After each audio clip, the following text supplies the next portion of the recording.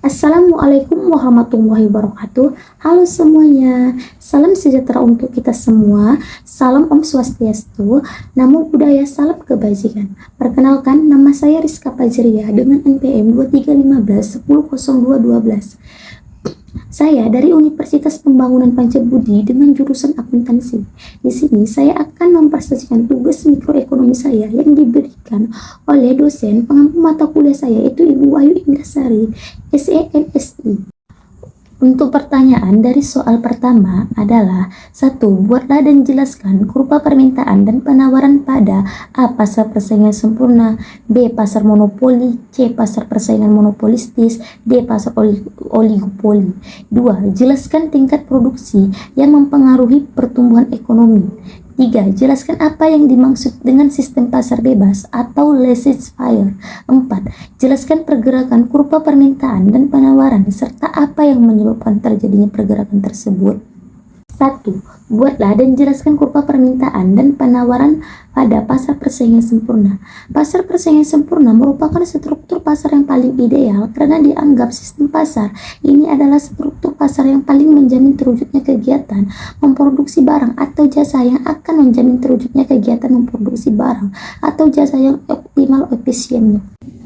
A. Kurva permintaan pasar persaingan sempurna. Dalam pasar persaingan sempurna yang diterangkan pada bagian sebelum ini ialah setiap perusahaan adalah pengambil harga, yaitu sesuatu perusahaan tidak mempunyai kekuasaan untuk menentukan harga pasar. Yang menentukan harga pasar dan seorang produsen hanya menerima saja harga yang sudah ditentukan tersebut. Dari grafi I ditunjukkan kurva permintaan DD adalah berbentuk satu garis yang sejajar dengan sumbu datar yang berbentuk horizontal dan tingkat harga yang dicapai adalah Rp3.000. Kurva DD adalah bersifat elastis sempurna karena dua alasan. Yang pertama, hasil produksi perusahaan tersebut adalah serupa atau idential dengan produksi perusahaan-perusahaan lain dalam industri itu. Dengan demikian, apabila perusahaan-perusahaan lain dalam industri itu, dengan demikian perusahaan tersebut menaikkan harga hasil produksinya, tidak satupun dari hasil produksinya akan terjual. Para konsumen akan membeli dari perusahaan lain. Alasan kedua, oleh karena produksinya pada harga Rp3.000, sumbu datar yang berbentuk horizontal dari gambar I, jumlah barang yang diperjualkan di pasar. Karena perusahaan itu dapat menjual semua produksinya, tidak ada alasan kepada perusahaan untuk menurunkan harga penjualan barangnya. Grafik II menunjukkan permintaan penawaran ke atas barang yang dihasilkan perusahaan-perusahaan dalam suatu pasar persaingan sempurna. Dapat dilihat bahwa harga pasar yang tercapai adalah Rp3.000 dan jumlah barang yang diperjualbelikan adalah 200 unit. Kurva penawaran pasar persaingan sempurna. Kurva penawaran adalah suatu kurva yang menunjukkan perkaitan di antara harga sesuatu barang tertentu dan jumlah barang tersebut yang ditawarkan. Dalam bagian ini akan diterangkan bahwa semenjak ia memotong kurva APC, kurva biaya marginal atau MC dari suatu perusahaan dalam pasar persaingan sempurna adalah merupakan kurva penawaran dari perusahaan tersebut. Dari gambar ini bahwa kurva I ditunjukkan keseimbangan suatu perusahaan pada berbagai tingkat harga. Pada permulaannya, dimisalkan tingkat harga di pasar adalah P1. Pada harga ini, titik minimum APC adalah sama dengan harga. Maka perusahaan dalam keadaan menutup perusahaan. Tetapi katakanlah bahwa ia tidak ingin menutup perusahaan. Ia akan terus memproduksi. Untuk meminimumkan kerugiannya, perusahaan akan memproduksi pada keadaan di mana MC sama dengan MR. Keadaan itu tercapai pada titik E1. Maka pada harga P1, perusahaan akan menghasilkan barang sebanyak Q1. Sekiranya harga menjadi P2, perusahaan akan menyesuaikan tingkat produksinya dengan perubahan ini untuk meminimumkan kerugiannya. Sekali lagi, ia akan memproduksi pada keadaan di mana MC sama dengan MR, dan pada harga P2 ini akan tercapai pada titik E2. Maka pada harga P2 perusahaan akan memproduksi sebanyak Q2. Pada harga P3 dan P4 perusahaan sudah memperoleh keuntungan luar biasa. Oleh karena pada harga P3 keadaan di mana MC sama dengan MR dicapai pada E3 dan pada harga P4 ia dicapai pada E4. Maka untuk memaksimumkan keuntungan, pada harga P3 perusahaan akan memproduksi sebanyak Q3, dan pada harga P4 perusahaan akan memproduksi sebanyak Q4. Dalam gambar II ditunjukkan kembali titik-titik keseimbangan yang terdapat dalam gambar I. Titik A menggambarkan keadaan yang ditunjukkan oleh E1, yaitu pada harga P1 perusahaan akan memproduksi dan menjual sebanyak Q1. Titik-titik B, C, dan D berturut-turut menunjukkan keadaan digambarkan oleh E2, E3, dan E4. Maka kurva SS, yaitu kurva yang digambarkan melalui titik A, B, C, dan D adalah kurva penawaran dari perusahaan tersebut, karena ia menggambarkan kaitan di antara tingkat harga dengan jumlah barang yang diproduksikan dan ditawarkan oleh perusahaan tersebut. Monopoli. Kurva permintaan pasar monopoli hanya ada satu perusahaan dalam pasar. Karenanya, permintaan dalam industri adalah juga permintaan ke atas produksi perusahaan monopoli tersebut. Diterangkan, sifat umum dari permintaan barang-barang yaitu makin tinggi harga sesuatu barang, makin sedikit jumlah yang diminta. Sifat ini menyebabkan kurva permintaan ke atas suatu barang adalah bersifat menurun dari kiri atas ke kanan bawah. Kurva permintaan yang menurun itu jugalah yang menunjukkan mengapa marginal revenue atau MR produsen monopoli selalu di bawah harga output. Dapat kita lihat bahwa gambar kurva TRI yaitu berbentuk huruf U yang terbalik. Kurva TR akan selalu berbentuk seperti itu di dalam keadaan di mana kurva permintaan DD adalah seperti terdapat pada gambar II, yaitu yang menggambarkan bahwa kalau harga semakin rendah maka jumlah yang diminta semakin banyak. Dalam bab ini telah diterangkan bahwa sepanjang kurva permintaan berlaku sifat berikut. I, apabila elastisitas permintaan lebih kecil dari 1, maka penurunan harga akan mengurangi hasil penjualan. Dan II, apabila elastisitas permintaan lebih besar dari 1, maka penurunan harga akan menambah hasil penjualan. B, kurva penawaran monopoli. Tidak seperti pasar persaingan sempurna yang memiliki kurva penawaran karena banyaknya produsen yang di pasar. Di pasar monopoli hanya ada satu produsen. Artinya, kurva penawaran di pasar monopoli tidak berwujud satu titik di mana marginal cost atau MC sama dengan marginal revenue atau MR.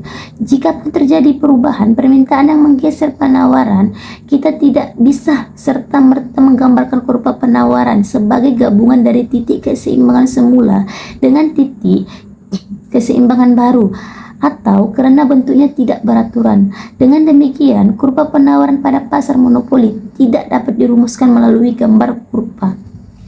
C. Kurva permintaan pasar persaingan monopolistis.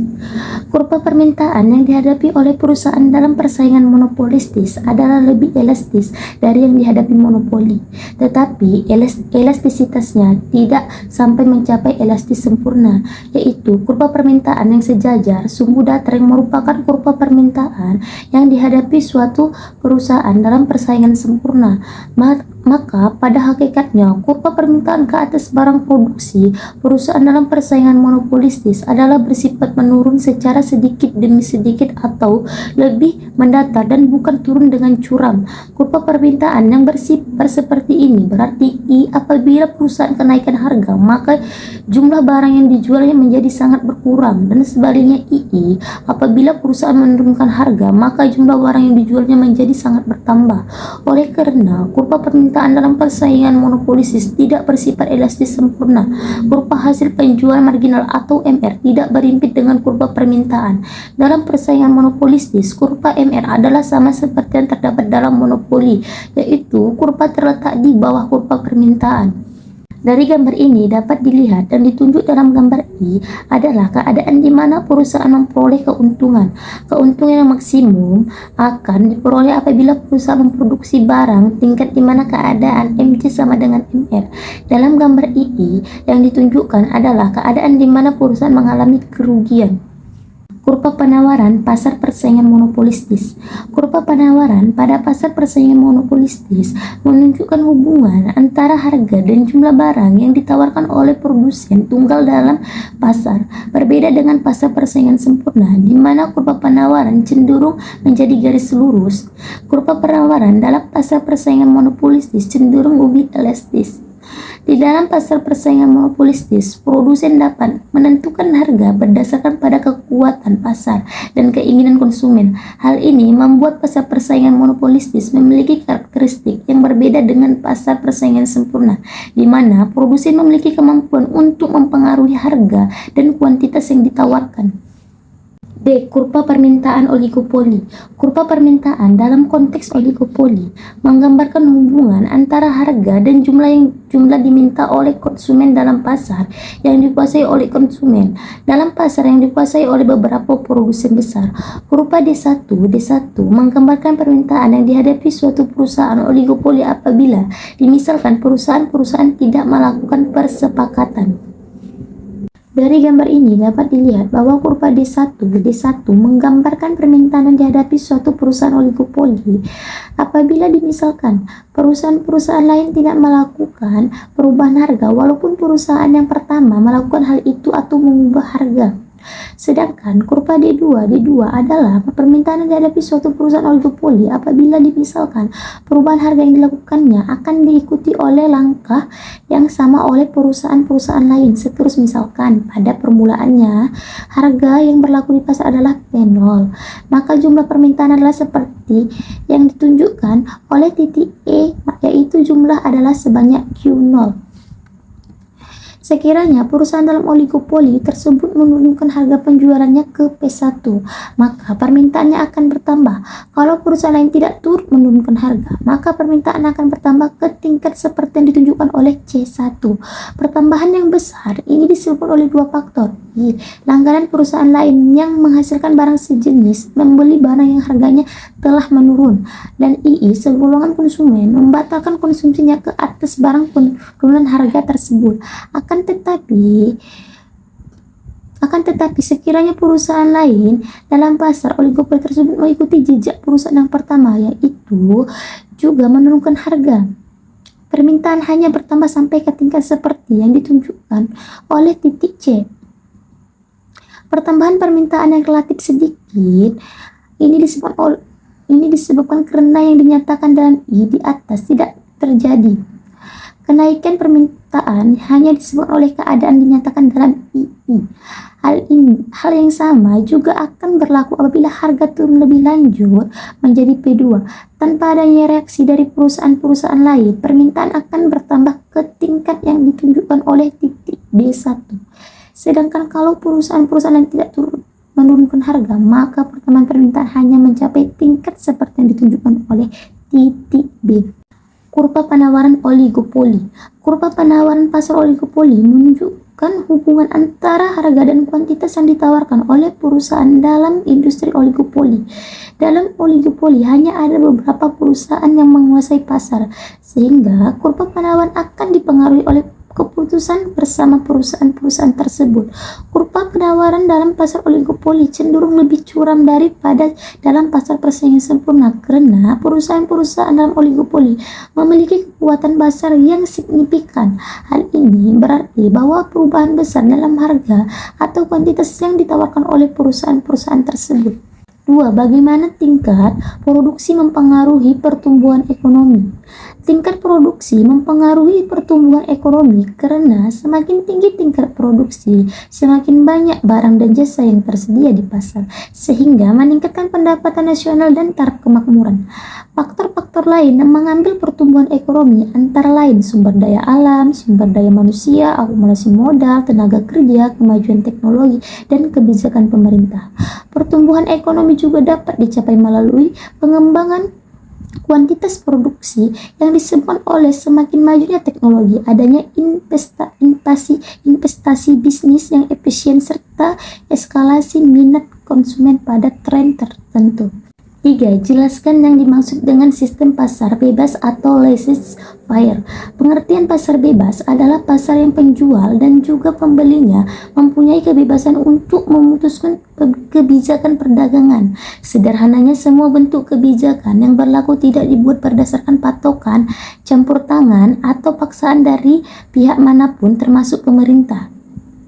Apabila kita telah melalui Wikipedia, maka pengertian pasar Pasar bebas adalah pasar ideal yang di dalamnya semua keputusan ekonomi dan aksi oleh individu yang berkaitan dengan uang, barang, dan juga jasa adalah sukarela. Pasar bebas ini diadvokasikan oleh pengusul ekonomi liberalisme.